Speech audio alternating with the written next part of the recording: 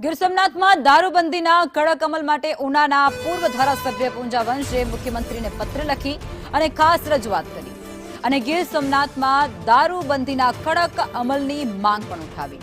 તેમણે viral video અને જૂનાગઢ જેલમાંથી લખાયેલા પત્રનો રજૂઆત કરી અને ખાસ ઉલ્લેખ કર્યો છે। એટલું જ નહીં, ખાપડ શાળાના શિક્ષકના દારૂ પ્રકરણને અત્યંત ગંભીર ગણાવ્યું। આ સાથે જ તેમણે પોલીસને પણ આવેદન આપ્યું છે। તેમણે આક્ષેપો કંઈક એવા કર્યા છે કે ઉના, ગઢડા સહિતના જે વિસ્તારો છે તેમાં ગેરકાયદેસર દારૂનું ખૂબ વેચાણ થઈ રહ્યું છે અને જેણે સ્થાનિક પોલીસની કામગીરી પર સીધા સવાલ કર્યા છે।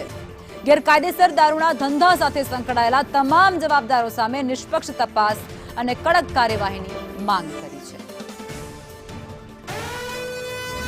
મારી રૂબરૂ મુલાકાત વખતે મને પણ જણાવવામાં આવ્યું કે એક ગામમાં ભાવલો કરીને છે, એમની દુકાનેથી દારૂ લઈ આવ્યા। એમને પૂછ્યું તો કે આ દુકાન છે એ ચોકની અંદર હતી અને ચોકમાં, હવે જાહેર ચોકમાં દારૂ વેચાય છે એ ગામના 12 વર્ષના સ્કૂલમાં ભણતા બાળકને ખબર પડે છે, પરંતુ પોલીસને ખબર નથી પડતી।